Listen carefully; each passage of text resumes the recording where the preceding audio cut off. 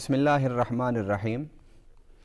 ناظرین کرام، تفسیر القرآن کے پروگرام کے ساتھ ہم آپ کی خدمت میں حاضر ہیں۔ آج ہم انشاءاللہ تعالی دوسرے پارے کا خلاصہ آپ کے سامنے رکھیں گے۔ دوسرے پارے کا نام ہے سیقول، اور یہ پہلی آیت کا پہلا لفظ ہے سیقول السفہاء من الناس ما ولاھم عن قبلتہم التی کانوا علیہا۔ آغاز میں رب العالمین نے تحویل قبلہ کا ذکر فرمایا۔ نبی پاک صلی اللہ علیہ وسلم جب مدینہ تشریف لے گئے اور نماز کا باقاعدہ آغاز ہوا اذان کے ساتھ مسجد میں جماعت کے ساتھ، تو مسلمان بیت المقدس کی طرف منہ کر کے نماز پڑھتے تھے، مگر نبی پاک صلی اللہ علیہ وسلم کی خواہش اور رضامندی پر رب العالمین نے بیت المقدس سے قبلہ مکہ بیت اللہ کی طرف پھیر دیا۔ فرمایا قد نرا تقلب وجهک فی السماء فلنولینک قبلۃ ترضاھا۔ ناظرین کرام، تحویل قبلہ کے بعد رب العالمین نے اس کی جزیات کو بیان فرمایا، اور پھر اسی پارہ میں ان جزیات کے تفصیل کے بعد رب العالمین نے فرمایا یا ایھا الذین آمنوا استعینوا بالصبر والصلاۃ ان اللہ مع الصابرین۔ اے ایمان والو، اللہ سے مدد طلب کرو نماز کے ذریعے سے اور صبر کے ذریعے سے۔ پھر اسی آیت میں رب العالمین نے ارشاد فرمایا کہ پریشانیوں میں، تنگیوں میں، تکلیفوں میں صبر کرنا سیکھو اور اللہ کی طرف رجوع کرنا سیکھو۔ پھر ان الصفا والمروۃ من شعائر اللہ، صفا اور مروہ کا ذکر فرمایا اور انہیں اللہ کی نشانیوں میں سے نشانی قرار دیا۔ اس کے بعد رب العالمین نے تخلیق کائنات میں مظاہر فطرت پر تفکر اور تدبر اور تعقل کی دعوت دی، اور فرمایا کہ وہ قوم جنہیں ہم نے عقل دیا ہے ان کو چاہیے کہ وہ مظاہر فطرت پر غور و فکر کریں۔ اس کے بعد رب العالمین نے یا ایھا الناس کلوا مما فی الارض حلالا طیبا، فرمایا اے لوگو حلال اور طیب کھاؤ اور شیطان کے قدموں کی پیروی نہ کرو۔ پھر رب العالمین نے فرمایا کہ تمہیں چاہیے کہ تم وحی کی اتباع کرو، اپنے آباء و اجداد کی راستوں پر چلنا حق نہ سمجھو، حق وہی ہے جو اللہ نے تمہیں عطا فرما دیا۔ اس کے بعد رب العالمین نے ایک بڑی حقیقت کو بیان فرمایا لیس البر ان تولوا وجوہکم قبل المشرق والمغرب، کہ چہرہ مشرق کی طرف کر لیا جائے یا مغرب کی طرف کر لیا جائے، یہ کوئی نیکی نہیں۔ نیکی در حقیقت یہ ہے اپنے ذہن کو بدلو، نیکی یہ ہے کہ اپنے عمل کو بدلو، نیکی یہ ہے کہ انسانیت کی خدمت کرو، نیکی یہ ہے کہ جو زبان سے بات کرو اسے پورا کرو، نیکی یہ ہے کہ دکھ اور سکھ اور پریشانی اور راحت میں ہر حال میں اللہ سے جڑے رہنے کے ارادے رکھو۔ پھر رب العالمین نے قصاص پر گفتگو فرمائی۔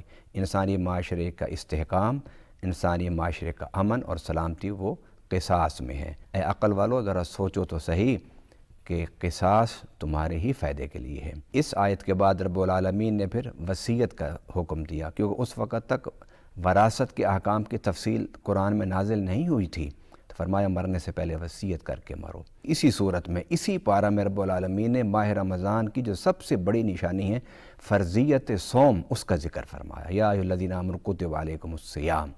پھر اس آیت کے بعد رب العالمین نے شہر رمضان الذی انزل فیہ القرآن کا ذکر فرمایا کہ ہم نے ماہ رمضان میں قرآن کو نازل فرمایا۔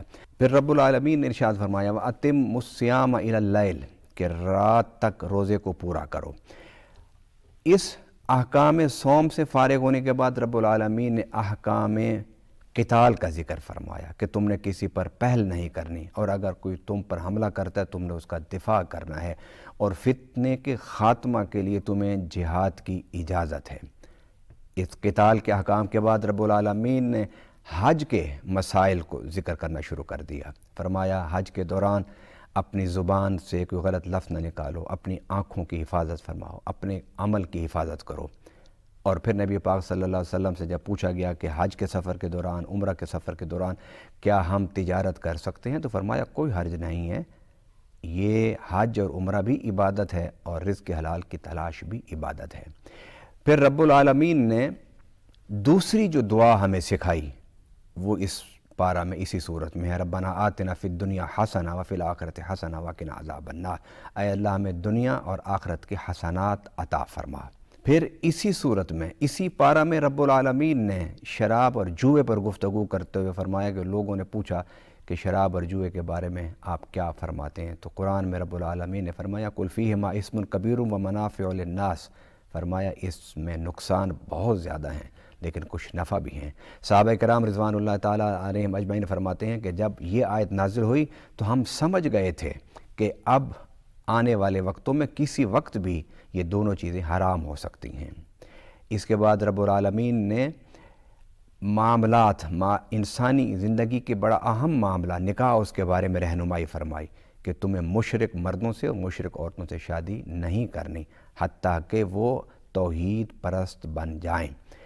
اس سے فارغ ہونے کے بعد اس میں نکاح کا ذکر تھا، پھر طلاق کے مسائل کا اللہ تعالیٰ نے شروع فرمایا کہ طلاق رجعی ہوتی ہے، طلاق بائن ہوتی ہے، طلاق مغلظہ ہوتی ہے۔ طلاق رجعی میں عدت کے اندر رجوع ہو سکتا ہے، طلاق بائن میں رجوع نہیں ہوتا، نکاح ہوتا ہے، اور طلاق مغلظہ میں حلالے کی ضرورت ہوتی ہے۔ ناظرین کرام، ان مسائل کو بیان کرنے کے بعد اگلا جو مسئلہ رب العالمین نے شروع فرمایا، جو ایک بڑا اہم مسئلہ ہے، وہ رضاعت کا مسئلہ ہے کہ رضاعت سے کون کون سے رشتے ثابت ہوتے ہیں، اور رضاعت کی صورت میں یعنی دودھ پلانے کی صورت میں، یعنی اپنی ماں کے علاوہ جب کوئی دوسری عورت دودھ پلاتی ہے تو اسے رضاعت کہتے ہیں، اسے دائی کہتے ہیں۔ فرمایا کہ اگر تم اپنے بچے کو کسی دوسری عورت سے دودھ پلاتے ہو تو اس کی ساری ذمہ داری آپ کے سر ہوگی، اس کا کھانا، اس کا پینا، اس کے کپڑے، یہ آپ کو دینی ہوگی۔ مطلب کیا کہ آپ کو اجرت دینی ہوگی اس کو دودھ پلانے کی۔ اور رضاعت کے بعد رب العالمین نے عدت کے مسئلے پر اسی صورت میں اسی پارہ میں بیان فرمایا عدت دو قسم کی ہوتی ہے، ایک عدت طلاق ہوتی ہے، وہ 3 حیض ہوتی ہے، اور ایک عدت وفات ہوتی ہے کہ جب خاوند مر جائے تو وہ 4 مہینے 10 دن ہوتی ہے۔ اور اس کے ساتھ یہ بھی مسئلہ بیان فرمایا کہ جب عورت عدت میں بیٹھی ہو تو اس کو شادی کا پیغام مت بھیجو حتیٰ کہ وہ اپنی عدت کو مکمل کر لے۔ رب العالمین نے اس کے بعد پھر ارشاد فرمایا حافظوا علی الصلوات والصلاۃ الوسطیٰ، کہ اپنی نمازوں کی حفاظت کرو۔ نماز اللہ کے ساتھ دل کی باتیں کرنا ہے، رب سے خلوت میں بیٹھ کے اس کو سوچنا ہے، لیکن جو صلاۃ وسطیٰ ہے اس کی خاص طور پر حفاظت کرو۔ علماء فرماتے ہیں صلاۃ الوسطیٰ عصر کی نماز کو قرار دیا گیا۔ اس کے بعد رب العالمین نے اس پارہ کے اختتام پر رب العالمین نے حضرت داؤد علیہ السلام کے ایک صفت سالار کا ذکر فرمایا۔ ان کی ذکر کرنے کے بعد رب العالمین نے ایک بڑی حقیقت واضح فرمائی کہ یہ جو لشکر جنگ جیتتے ہیں، یہ لشکر وہی جنگ جیتتے ہیں جن کا دل میں ایمان ہوتا ہے، جن کے دل میں اللہ پر یقین ہوتا ہے۔ پھر اسی پارہ میں اسی صورت کے اختتامی آیات میں رب العالمین نے ارشاد فرمایا کم من فئۃ قلیلۃ غلبت فئۃ کثیرۃ باذن اللہ، کہ بہت مرتبہ تم دیکھتے ہو کہ بڑے بڑے لشکر مغلوب ہو جاتے ہیں اور چھوٹے جو لشکر ہیں وہ غالب ہو جاتے ہیں۔ اور وہ کیوں؟ اس لیے کہ فتح، کامیابی، نصرت یہ اللہ کے حکم سے ہوتی ہے۔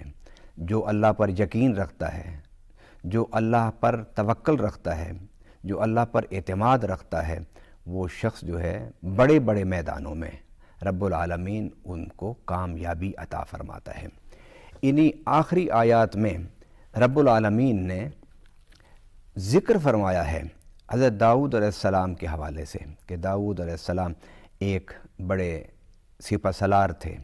داؤد علیہ السلام انہوں نے بڑی مشقت کے ساتھ اپنی زندگی کو گزارا، اور وہ اپنے ہاتھ سے آلات حرب تیار فرمایا کرتے تھے۔ انہی آخری آیات میں رب العالمین نے ارشاد فرمایا کہ تم نے نہیں دیکھا کہ تلک آیات اللہ نتلوہا علیک بالحق، کہ یہ اللہ کی آیات جو ہیں ہم تم پر کیوں بیان فرماتے ہیں؟ اللہ کی یہ آیات اور رسولوں کے بارے میں یہ جو ذکر ہے ہم تمہارے سامنے کیوں کر رہے ہیں؟ وہ اس لیے کر رہے ہیں تاکہ تمہیں حق کی پہچان ہو جائے۔ یاد رکھیے کہ قرآن کے مقاصد اور قرآن کے مضامین میں سے یہ ایک بہت بڑا مضمون ہے کہ جس میں رب العالمین اہل حق اور اہل باطل کا ذکر کرتا ہے، اور ان دونوں کا نہ صرف ذکر کرتا ہے بلکہ ان کا تقابلی جائزہ رب العالمین اسے پیش فرماتا ہے۔ ان آخری آیات میں رب العالمین نے تابوت سکینہ کا بھی ذکر فرمایا۔ یہ بڑا اہم ایک موضوع ہے۔ رب العالمین سے ہمیں یہ دعا مانگنی چاہیے کہ اے باری تعالیٰ، جب ہم قرآن پاک کے ان قصوں کو سنیں، ان قصص کو سنیں جن کے بارے میں تو نے کہا ہے کہ یہ میں اس لیے بیان کرتا ہوں تاکہ تم حق کو قبول کرنے والے بن جاؤ اور باطل سے بچنے والے بن جاؤ۔ رب العالمین سے میری دعا ہے کہ رب العالمین ہمیں قرآن پاک سے ہدایت حاصل کرنے کی توفیق عطا فرمائے۔